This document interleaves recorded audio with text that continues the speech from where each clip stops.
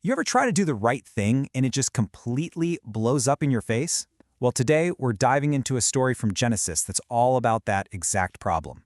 It's the story of Joseph, a guy whose integrity took him from a pit to a palace and then straight into a prison. So let's get into it and find out what happened. I mean, just imagine the heartbreak. Joseph is the favorite son, and he gets betrayed by his own brothers, his own flesh and blood. They're just so eaten up with jealousy that they sell him into slavery. And just like that, in one shocking moment, his whole world is completely turned upside down. He's just a kid, only 17, and now he's a slave in Egypt, a totally foreign land where he doesn't know a soul, he doesn't understand the language, nothing. He's lost his family, he's lost his freedom, he's lost his future. He has lost literally everything. This is rock bottom. So how in the world does his story even begin to turn around? Well, he gets sold to a man named Potiphar, who happens to be the captain of Pharaoh's guard. And this isn't just some random accident. The source material has this great word for it, idiosydentia, a divine coincidence. His journey from that pit to this powerful house, it wasn't random at all. It was actually the first step in a much bigger plan. So get this, in this foreign land, Joseph doesn't just scrape by, he actually starts to thrive. It seems like everything he touches turns to gold. And his master, Potiphar, he sees this. It's so obvious that something special is going on, and he promotes him, putting this young slave in charge of his entire household. Now, this amazing turnaround wasn't just about being lucky or talented. Nope, it was all about Joseph's unshakable character. And our first lesson really gets to the heart of understanding him, because it's about a special title he was given in Jewish tradition that points to a much, much deeper story. He's known as Yosef at-Tzaddik, which means Joseph the Righteous. And look, this is so much more than a nickname. It's his profound idea that his whole life was like a preview, a foreshadowing of the Messiah's journey. So his suffering and his eventual victory, they weren't just about him. They were part of this huge, cosmic story of redemption. Understanding that Joseph is seen as the righteous one gives us a massive clue as to how he managed to endure so much without completely breaking. See, it wasn't just some divine plan happening to him. It was an internal mindset that kept him from despair. And that's our second lesson. What is it that allows someone to survive suffering that's just unimaginable? Well, the source material makes this incredible connection between Joseph's experience and the work of Viktor Frankl, a psychiatrist who actually survived the Holocaust. Frankl noticed a key difference between the people who made it out of the concentration camps and those who didn't. And this is what's so fascinating. Frankl found that the survivors held on to an inner hope and a sense of purpose. They had goals for the future.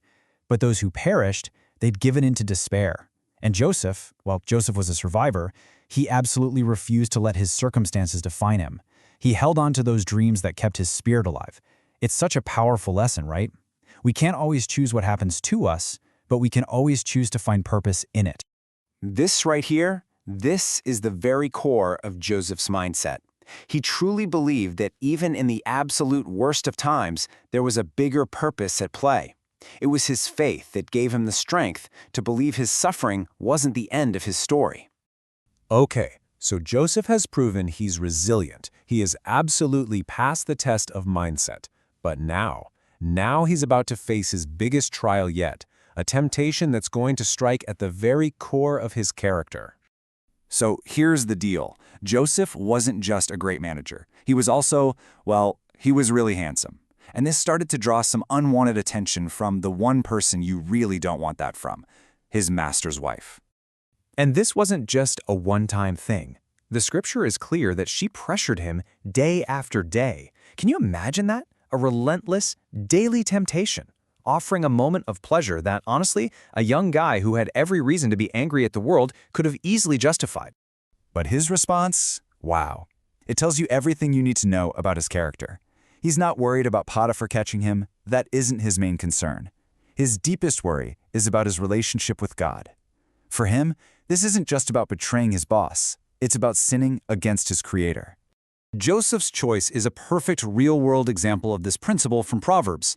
And that phrase, the fear of the Lord, it doesn't mean being scared of God. It's about a deep reverence, a profound respect that becomes the foundation for all true wisdom. It's what guided him when he thought no one was watching. So, Joseph does the honorable thing. He literally runs away. And for this incredible display of integrity, his immediate reward is, well, it's a complete disaster. This is the crazy paradox of integrity, isn't it? Joseph does the right thing, and he gets falsely accused and thrown into prison. From the outside, it looks like his good character completely ruined him. But look at that third step.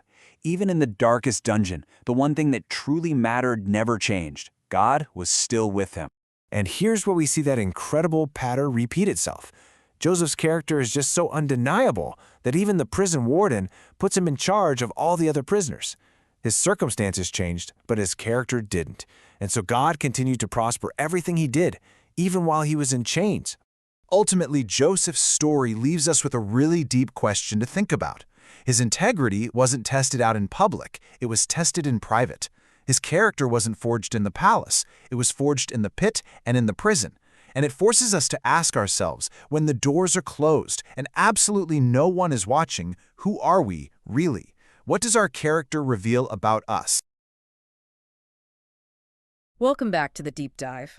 Today we are unpacking a story that, honestly, if you pitched it to a streaming service right now, they might turn it down for being just too dramatic. Yeah, a little too over the top. Right, it has literally everything.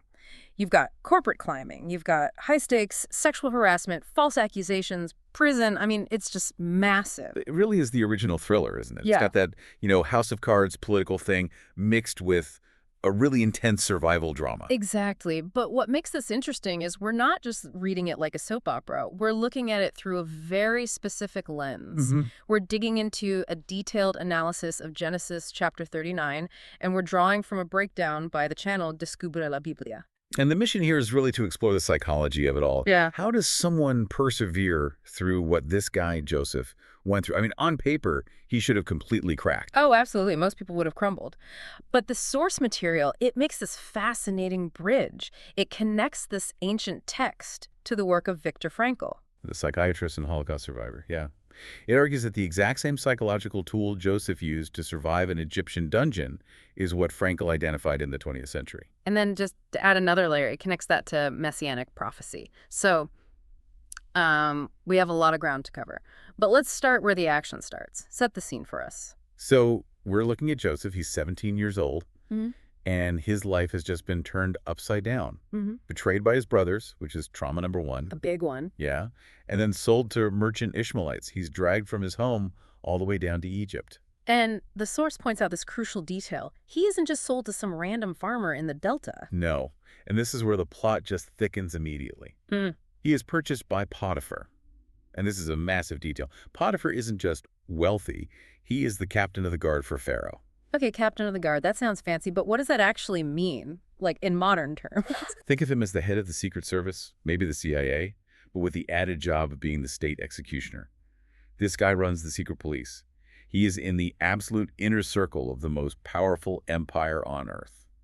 A dangerous man to work for. Very dangerous. And Joseph goes from being the favorite son to being property in the heart of a superpower. The source uses this really stark image that he was led away in chains of iron. Right, and it contrasts those chains of iron with the chains of gold he'll eventually wear. But the interesting part is the how. How do you get from the iron to the gold without losing your mind? Especially when that transition takes years. So let's talk about that rise. I call this the CEO of slavery phase because the text says he succeeds, but it gives this very specific, almost metaphysical reason why. It's the success principle. Yeah. The source is very clear. Joseph succeeds because the Lord was with him. But I want to be careful because that can sound like a platitude. The source describes it as this tangible aura of success. It wasn't just that he was smart. No, though he clearly was. It was that the results were almost supernatural. Potiphar starts to notice. He sees that everything this young Hebrew kid touches just prospers. And for a guy like Potiphar, a cynical military guy whose whole job is to be suspicious, for him to notice that, it says a lot. It says everything. And the source argues this divine backing is what leads directly to his promotion. And what a promotion. He goes from being a slave in the yard to personal assistant and then administrator of the entire estate. The level of trust is just staggering. The source highlights a detail from the text that's actually kind of funny. It says, Potiphar trusted Joseph so completely that he stopped worrying about literally anything except what he was going to eat. That is the ultimate delegation. Joseph, you handle the finances, the staff, the security, all of it. I'm going to focus on lunch. Essentially, yes. But think about it. Potiphar's household is a major corporation, and Joseph is running the whole show. The source emphasizes that everything flourished specifically because of him. He was like a blessing generator. So things are looking up. I mean, he's a slave, technically, but he's the most powerful slave in Egypt. He's got status, comfort, authority. And that is usually when the plot twists. Right on cue. Enter the antagonist, Potiphar's wife. Now, the source notes that Joseph was, young, handsome, and well-built. And the boss's wife definitely takes notice. And we should probably strip away the Sunday school filter here. This isn't a subtle flirtation. The text says she looks at him with sexual desires and gives a direct command. Come and lie with me. It's a nightmare scenario. I mean, the power imbalance is absolute. She literally owns him, and she's the wife of the state executioner. There's no good answer. If he says no, he risks her wrath. If he says yes, he betrays the one man who trusts him. It's the ultimate test of character. And the source analyzes his refusal. It wasn't just a simple no. He actually tries to reason with her. He does. He appeals to two things: loyalty and theology. First, loyalty. He says, my master has given me everything but you because you are his wife. He's acknowledging the trust. But then he pivots. Right to the theological anchor. He asks, how could I do this great wickedness and sin against God? Not against Potiphar. That's such a key distinction the source made. He says sin against God. Exactly.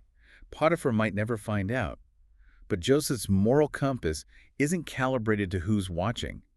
It's calibrated to God.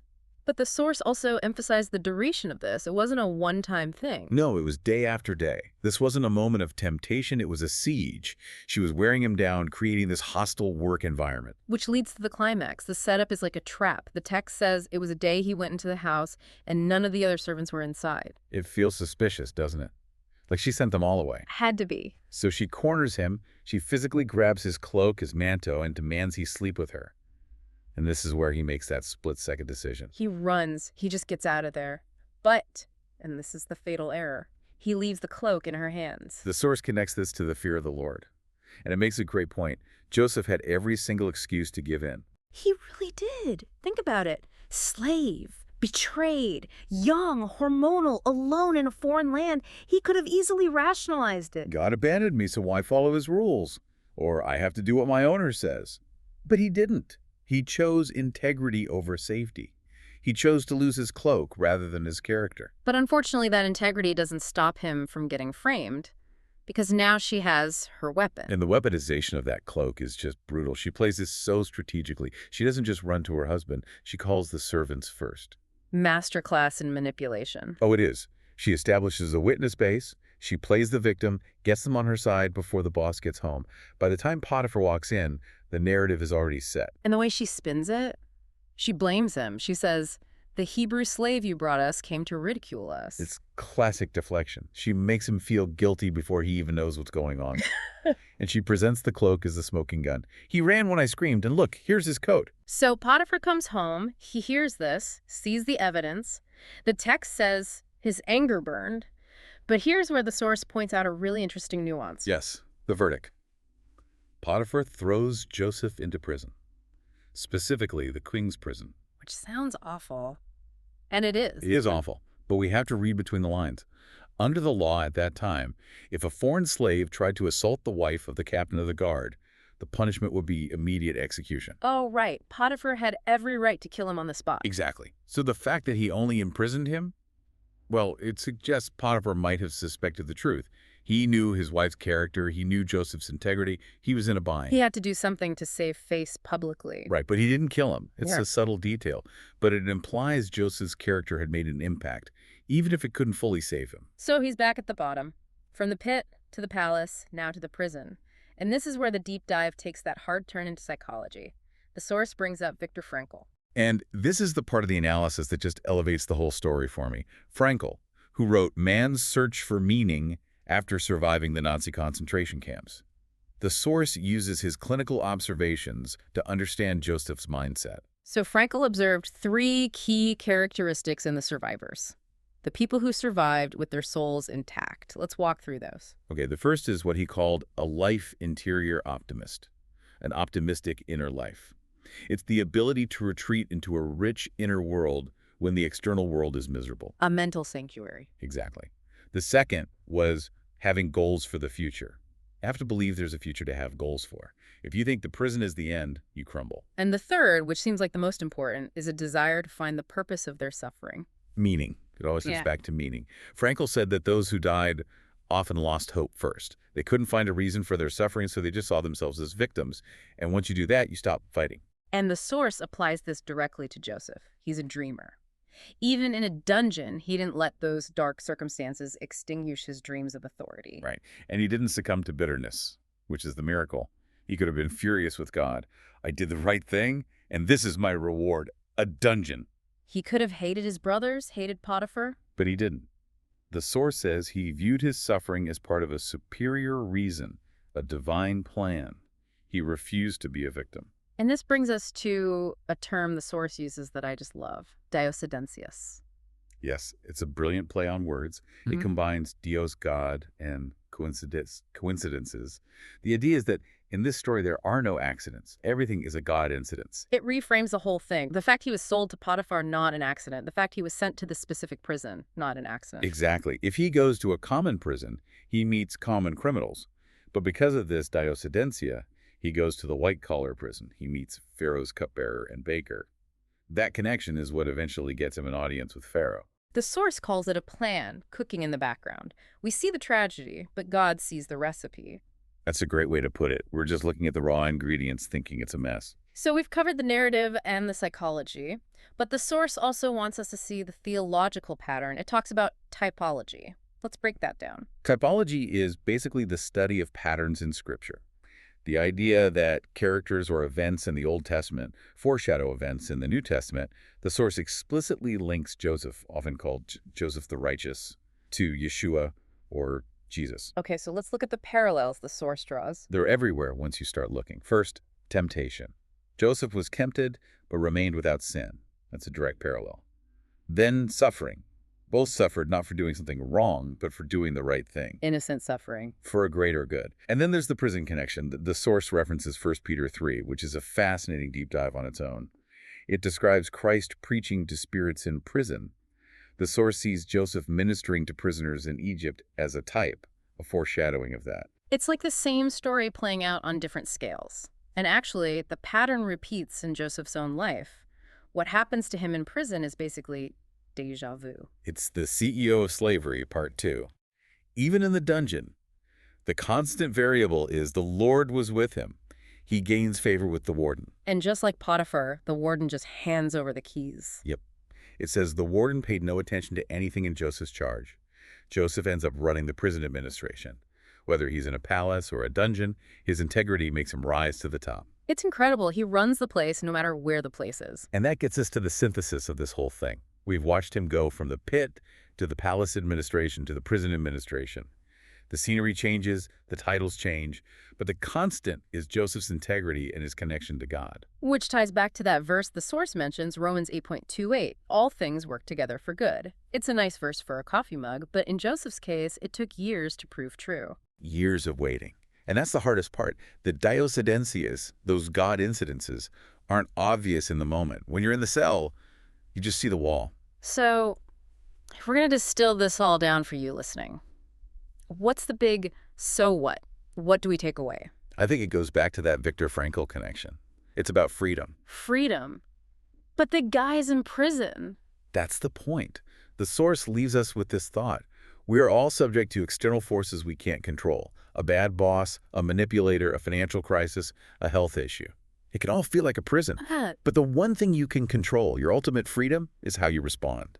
You can choose to be a victim, to be bitter, or you can choose to find meaning in the wait. That is powerful. It's not about waiting for your circumstances to change to be free. It's about being free in the circumstances. Exactly. Are we victims, or are we like Joseph, finding purpose even when the cell door is locked? He didn't wait until he's prime minister to act like a leader.